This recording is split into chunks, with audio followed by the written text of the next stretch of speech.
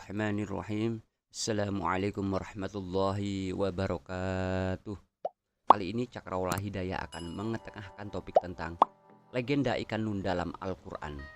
Dalam Al-Quran, ikan raksasa yang biasa kita ketahui adalah ikan nun.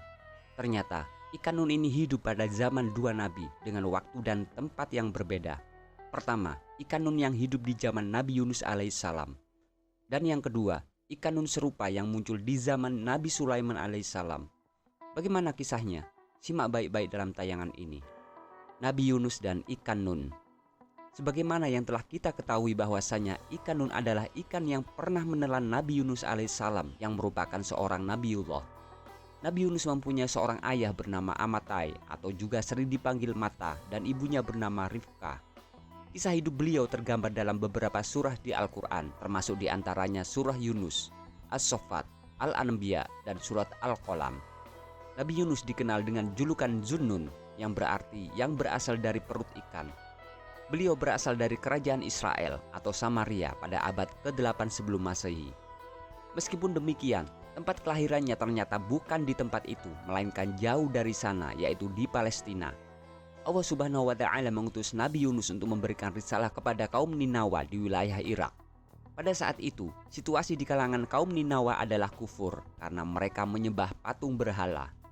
Meskipun telah bertahun-tahun berdakwah, penduduk kaum Ninawa masih tetap enggan untuk meninggalkan praktek penyembahan berhala mereka. Dalam kurun waktu 33 tahun berdakwah, hanya 2 orang saja yang mempercayai Nabi Yunus alaihissalam. Sebagai seorang manusia biasa, Nabi Yunus merasa kecewa dan marah karena telah bertahun-tahun mendapatkan ejekan dan hinaan dari masyarakat sekitarnya. Pada akhirnya, ia mengambil keputusan untuk meninggalkan kaum tersebut. Nabi Yunus pergi menuju dermaga dan bergabung dengan awak sebuah kapal. Tak lama setelah kepergian Nabi Yunus, Allah Subhanahu wa Ta'ala mengirimkan azab kepada kaum Ninawa, di mana bentuk langit berubah menjadi merah menyala seperti kobaran api. Kaum Ninawa pun menyadari kesalahan mereka, tetapi itu sudah terlambat sebab Nabi Yunus telah pergi meninggalkan mereka. Dalam tafsir Ibnu Katsir dijelaskan bahwa setelah menyadari dosa-dosanya, mereka berkumpul di padang pasir dan berdoa memohon ampunan kepada Allah Subhanahu wa Ta'ala. Dikatakan bahwa mereka berdoa dan memohon ampunan selama 40 malam. Akhirnya Allah Subhanahu wa Ta'ala menerima permohonan mereka dan menghentikan azabnya. Di sisi lain, kapal yang mengangkut Nabi Yunus dan awaknya menghadapi badai hebat dengan gelombang yang sangat besar. Dalam upaya untuk menjaga agar kapal tidak tenggelam, mereka akhirnya memutuskan untuk membuang semua barang bawaan dari kapal agar muatannya menjadi lebih stabil. Namun, tampaknya tindakan tersebut tidak memberikan hasil yang cukup memadai. Akhirnya, mereka memutuskan untuk mengadakan sebuah undian. Dalam undian tersebut, jika nama seseorang terpilih, orang tersebut harus melompat ke dalam laut. Setelah mengadakan undian sebanyak 3 kali berturut-turut, nama yang muncul adalah Nabi Yunus. Sehingga Nabi Yunus terpaksa melompat ke dalam laut.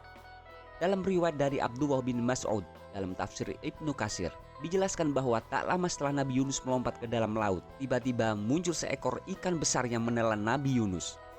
Setelah Nabi Yunus menyadari bahwa tubuhnya tidak mengalami luka sedikit pun, dia bersyukur dan terus-menerus berdoa.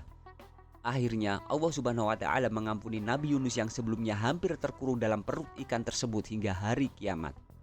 Atas kehendak Allah Subhanahu wa Ta'ala, Nabi Yunus akhirnya dikeluarkan dari perut ikan tersebut. Nabi Sulaiman dan ikan nun. Menurut kutipan kitab Durratun Nasihin, dikatakan bahwa Nabi Sulaiman merupakan seorang nabi yang memiliki kekayaan paling berlimpah yang pernah Allah ciptakan.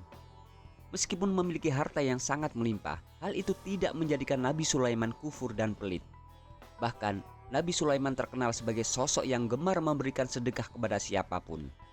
Suatu saat, muncul dalam pikiran Nabi Sulaiman untuk memberi makan kepada seluruh makhluk hidup selama setahun penuh.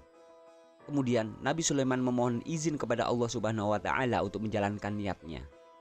Namun Allah berfirman, "Sesungguhnya engkau tidak akan sanggup." Lalu Nabi Sulaiman menjawab, "Maka izinkanlah selama sehari." Akhirnya Nabi pun mendapatkan izin dari Allah Subhanahu wa Ta'ala. Setelah mendapat izin, Nabi Sulaiman memerintahkan semua prajurit manusia dan jin untuk mengidentifikasi dan menghitung semua makhluk hidup di bumi. Selama 40 hari, Nabi Sulaiman dibantu oleh pasukannya mengolah makanan untuk seluruh makhluk hidup.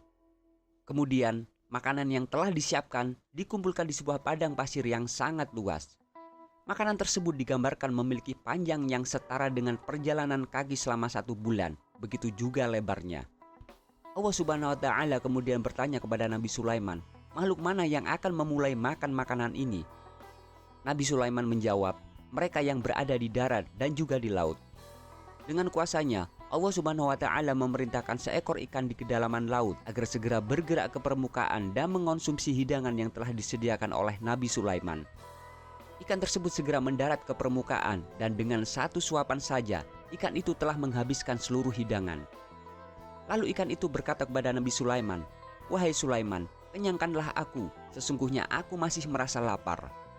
Alangkah terkejutnya Nabi Sulaiman karena hidangan yang telah ia siapkan selama 40 hari habis dengan hanya sekali suapan dan ikan tersebut masih saja merasa lapar.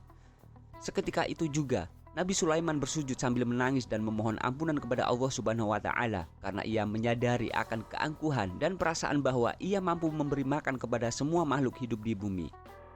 Dari kedua kisah tersebut, terdapat banyak hikmah yang dapat diambil. Salah satunya adalah kekayaan Allah Subhanahu wa Ta'ala yang sangat luar biasa, yang tidak dapat dibandingkan dengan kekayaan Nabi Sulaiman. Kekuasaan Allah Subhanahu wa Ta'ala meliputi kemampuannya untuk memberi makan kepada semua ciptaannya di bumi. Kisah ini mengajarkan tentang kerendahan hati, mengakui keterbatasan manusia, dan pentingnya tunduk kepada Allah Subhanahu wa Ta'ala karena hanya Dialah yang memiliki kekuasaan mutlak atas segala hal. Wallahu a'lam bishawab. Wassalamualaikum warahmatullahi wabarakatuh.